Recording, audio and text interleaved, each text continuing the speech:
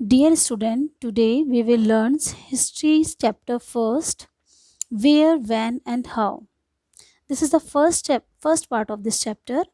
In this chapter, in the first part of this chapter, we will learn about the ancient name of Indian subcontinent and about the medieval period. First of all, I explain you about the terms used to describe the Indian subcontinent. Our India is called a subcontinent because it is a part of continent. You know, our India is situated in Asia continent, and it is complete from geographical, political, and environmental point of view. So this is called Indian subcontinent. Students, from time to time, different names were used for the Indian subcontinents by the various people, namely the Persian, Greek, Romans, Chinese, etc. देखिए student, अलग अलग समय में हमारे India में बहुत से लोग आए या अलग अलग धर्मों में, ग्रंथों में, पुराण्स में, कई जगह पर हमारी जो इंडिया है उसको अलग अलग टर्म, उसके नाम के लिए अलग अलग शब्दों का यूज़ किया गया है. तो इस पैराग्राफ में हम यही पढ़ेंगे कि किन किन टर्म्स को यूज़ किया गया है हमारे इंडिया को के जो एंशिएंट नेम थे उनके बारे में पढ़ेंगे. तो सबसे पहले आता है Bharatvarsh. This term is defined in Puranas. जो हमारे पुराने ग्रंथ हैं, पुराण्स हैं, उनमें भारतवर्ष का यूज़ किया गया. भारतवर्ष वर्ड कहा गया हमारी कंट्री के लिए. And as the country which lies north of the Indian Ocean and the south of the Himalaya. यानी भारतवर्ष, पुराण में भारतवर्ष उस जगह या उस स्थान या उस देश को कहा गया है जो इंडियन ओशन के नॉर्थ में स्थित है और हिमालय माउंटेन रेंजेस के साउथ में स्थित है. ये पुराण में जो नाम दिया गया हमारे देश को वो दिया गया है भारतवर्ष. इसके बाद बात करते हैं हमारे इंडिया को आर्यव्रत भी कहा गया है. मनुस्मृति जो हमारे एंशियंट रिलीजियस टेक्स्ट हैं उनमें मनुस्मृति में हमारे देश को आर्यव्रत नाम से जाना गया है या आर्यव्रत टर्म यूज़ किया गया है. In this term Aryavarta is referred to the north India. यानी जो आर्यव्रत है उसमें नॉर्थ इंडिया के लिए यूज़ किया गया है where the Indo Aryan culture is based. यानी नॉर्थ इंडिया के लिए यूज़ किया गया है इस शब्द का जहाँ पर इंडो आर्यंस यानी जो आर्य समाज या आर्यंस जो लोग हैं वो वहाँ रहते थे. इसीलिए ये जो आर्यव्रत जो नाम दिया गया हमारे इंडिया को वो मनुस्मृति में आर्यव्रत दिया गया है. इसके बाद जैन अवस्था, ये एक सेक्रेट बुक है पारसीस की. इसमें जो पर्शियन जो सेक्रेट बुक है, पवित्र बुक इनकी, उसमें जैन अवस्था, उसमें हमारे इंडिया को सप्त सिंधु का है. यानी जो सप्त सिंधु वर्ड है या ये सप्त सिंधु जो टर्म है वो यूज़ किया गया है इंडिया के लिए which refers to the region of the 7 rivers of the Saraswati. यानी सप्त सिंधु से मतलब ये है 7 नदियों, 7 सिंधु या 7 जो सरस्वती रिवर्स हैं उनकी जो 7 रिवर्स हैं, ऐसा स्थान या ऐसी जगह जहाँ पर 7 रिवर्स का संगम है या 7 नदियाँ पाई जाती है.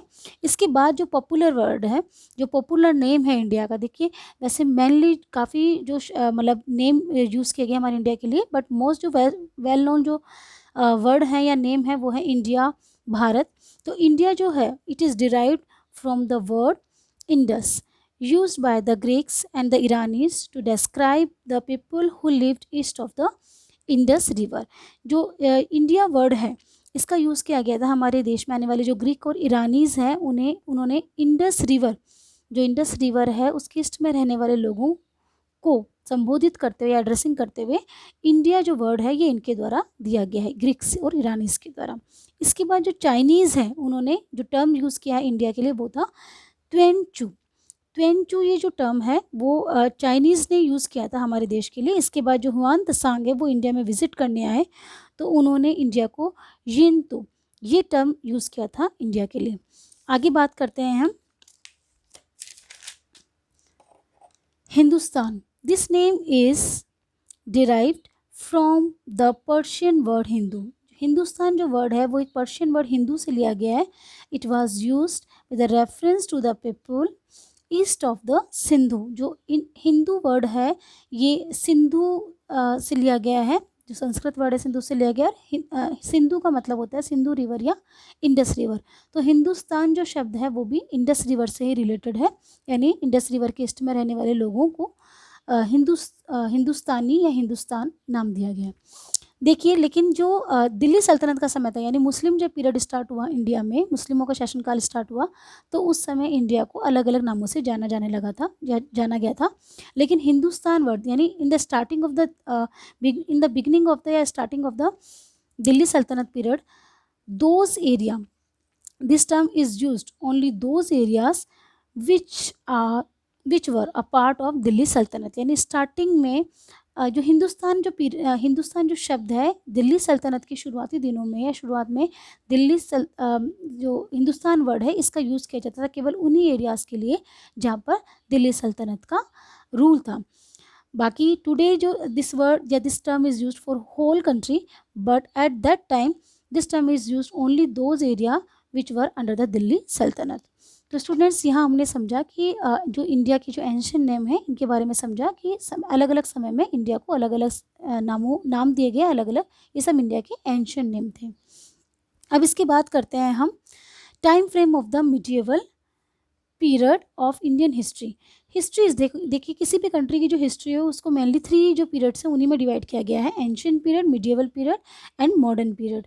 एंशियंट पीरियड जो है वो बिफोर 8th सेंचुरी वाला पीरियड है, मिडिएवल पीरियड है बिटवीन 8 to 18 सेंचुरी, और मॉडर्न पीरियड जो है after the arrival of the British until freedom, यानी ब्रिटिशर्स के आने के बाद से लेके फ्रीडम तक का जो समय हमारे देश को आज़ादी मिली उस समय तक का जो पीरियड है वो मॉडर्न हिस्ट्री कहलाता है।